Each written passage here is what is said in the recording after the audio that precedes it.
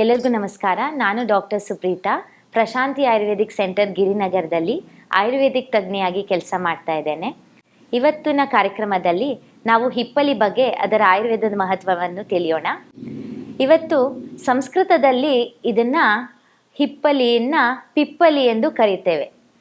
ಇದರ ಬೇರೆ ಬೇರೆ ಹೆಸರು ಆಯುರ್ವೇದದಲ್ಲಿ ಉಲ್ಲೇಖಿಸಿದ್ದಾರೆ. ಏನೆಂದರೆ ಶೌಂಡಿ, ಊಷಣ, ಮಾಗದಿ ಎಂದು.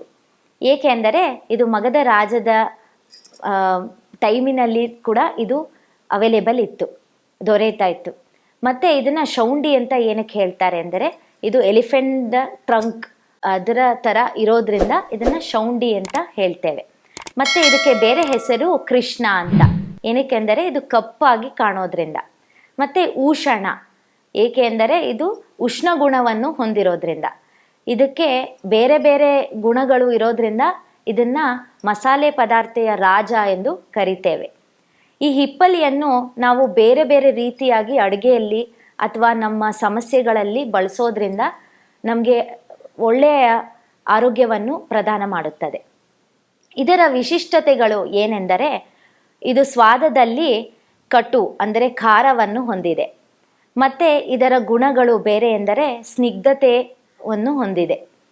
ಮತ್ತು ಇದರ ಬೇರೆ ಗುಣಗಳು ಅಂದರೆ ಇದು ಉಷ್ಣ, ಆಗಲೇ ತಿಳಿಸಿದ ಹಾಗೆ ಇದು ವೀರ್ಯದಲ್ಲಿ ಉಷ್ಣ ಆಗಿದೆ. ಇದು ದೋಷದ ಪ್ರಭಾವಗಳು, ಕಫ ಮತ್ತು ಪಿತ್ತ ಶಮನವನ್ನು ಮಾಡುತ್ತದೆ.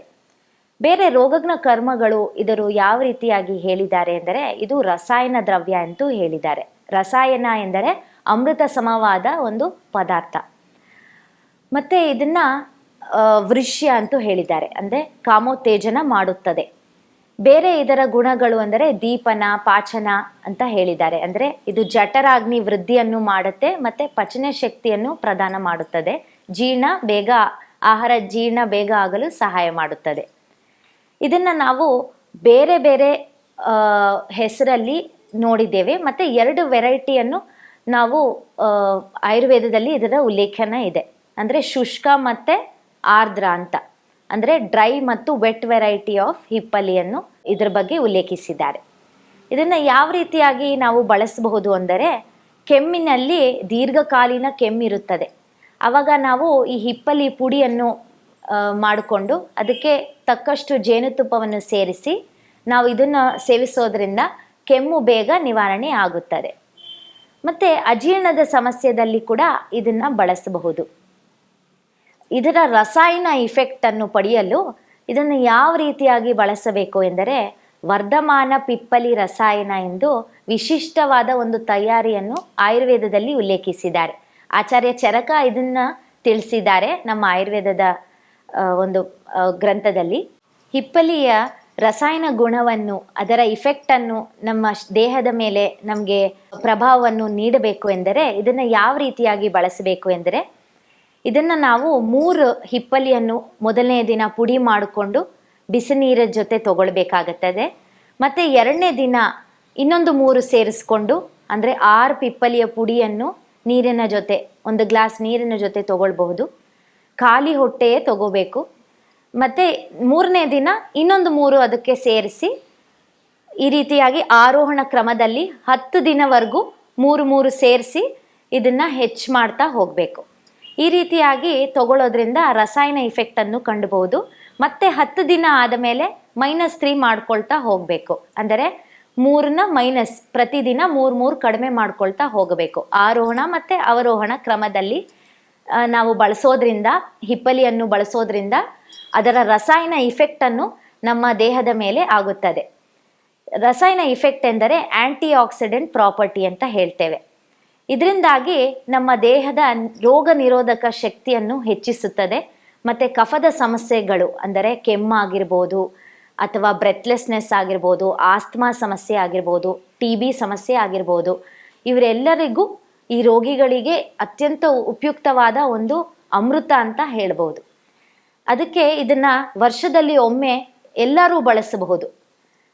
ಈ ರೀತಿಯಾಗಿ ನಾವು ಹಿಪ್ಪಲಿಯನ್ನು ವರ್ಧಮಾನ ಪಿಪ್ಪಲಿ ರಸಾಯನ ಎಂದು ಆಚಾರ್ಯ ಚರಕ ನಮಗೆ ತಿಳಿಸಿದ್ದಾರೆ.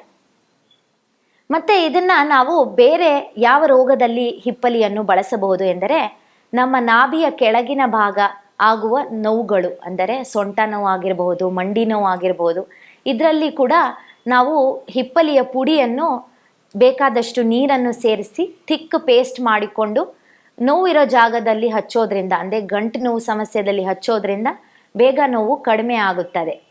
ಮತ್ತು ಹಿಪ್ಪಲಿಯನ್ನು ನಾವು ವೈರಲ್ ಜ್ವರಗಳು, ಅಂದರೆ ಇವಾಗ ಕೊರೋನಾ ಮೊನ್ನೆ ತಾನೇ ಬಂದು ಹೋಯಿತು, ಬೇರೆ ವೈರಲ್ ಜ್ವರಗಳು ಇರ್ಬೋದು, ಲೈಕ್ ಮಲೇರಿಯಾ ಆಗಿರ್ಬೋದು, ಡೆಂಗ್ಯೂ ಆಗಿರ್ಬೋದು, ಅದರಲ್ಲಿ ಕೂಡ ಇದನ್ನು ಬಳಸಬಹುದು. ಯಾವ ರೀತಿಯಾಗಿ ಬಳಸಬೇಕು ಎಂದರೆ, ಒಂದು ಗ್ಲಾಸ್ ನೀರಿನಲ್ಲಿ 1-2 ಹಿಪ್ಪಲಿಯನ್ನು ಹಾಕಿ ಅದನ್ನು ನೀರನ್ನು ಕುದಿಸಿ, ಅರ್ಧ ಆಗೋವರೆಗೂ ಕುದಿಸಿ, ಅದನ್ನು ನಾವು ಕಷಾಯ ರೂಪದಲ್ಲಿ ಮಾಡಿಕೊಂಡು, ಈ ರೀತಿ ಕಷಾಯ ಮಾಡಿಕೊಂಡು ಅದನ್ನು ನಾವು ತಗೊಳ್ಳೋದ್ರಿಂದ ಒಂದು 15 ದಿವಸ ಅಥವಾ 10 ದಿವಸ ತಗೊಳ್ಳೋದ್ರಿಂದ ವೈರಲ್ ಜ್ವರ ಬೇಗ ಕಡಿಮೆ ಆಗಲು ಸಹಾಯ ಮಾಡುತ್ತದೆ. ಪಂಚಸಾರ ಎಂಬ ತಯಾರಿಯನ್ನು ಆಯುರ್ವೇದದಲ್ಲಿ ಉಲ್ಲೇಖಿಸಿದ್ದಾರೆ. ಪಂಚಸಾರ ಎಂದರೆ 5 ಇಂಗ್ರೀಡಿಯೆಂಟ್, ಪಂಚ ಎಂದರೆ 5. ಈ 5 ಯಾವ ಇಂಗ್ರೀಡಿಯೆಂಟ್ ಎಂದರೆ, ನಾವು ಹಿಪ್ಪಲಿ, ಜೇನುತುಪ್ಪ, ತುಪ್ಪ ಹಾಗೂ ಸಕ್ಕರೆ ಮತ್ತು ಹಾಲು.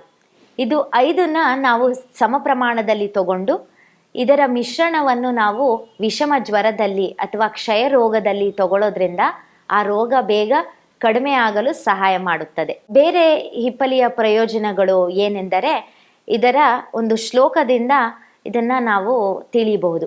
ಶ್ಲೇಷ್ಮಲ ಮಧುರಾಚ ಆರ್ದ್ರ ಗುರ್ವಿ ಸ್ನಿಗ್ಧಾಚ ಪಿಪ್ಪಲಿ ಸಾ ಶುಷ್ಕ ಕಫವಾತಗ್ನಿ ಎಂದು ಹೇಳಿದ್ದಾರೆ. ಅಂದರೆ ಇದರ 2 ವಿಶಿಷ್ಟ ಗುಣಗಳನ್ನು ಉಲ್ಲೇಖಿಸಿದ್ದಾರೆ. ಅಂದರೆ ಇದು ಒಂದು ವೆಟ್ ವೆರೈಟಿ ಮತ್ತು ಡ್ರೈ ವೆರೈಟಿಯ ಹಿಪ್ಪಲಿ ಬಗ್ಗೆ ತಿಳಿಸಿದ್ದಾರೆ. ಅಂದರೆ ಇದು ಮಧುರವಾದ ಒಂದು ಸ್ವಾದವನ್ನು ಹೊಂದಿದೆ, ಮತ್ತು ಒಣ ಇರೋ ಹಿಪ್ಪಲಿ ತಿಕ್ತ ಮತ್ತು ಖಾರ ಸ್ವಾದವನ್ನು ಹೊಂದಿದೆ. ಇದಕ್ಕೆ ವೃಷ್ಯ ಅಂದರೆ ಕಾಮೋತ್ತೇಜನ ಮಾಡುವ ಒಂದು ಗುಣವನ್ನು ಹೊಂದಿರೋ ದ್ರವ್ಯ ಆಗಿದೆ. ಈ ರೀತಿಯಾಗಿ ಹಿಪ್ಪಲಿಯನ್ನು ಬೇರೆ ಬೇರೆ ರೋಗದಲ್ಲಿ ಇದನ್ನು ಬಳಸಬಹುದು.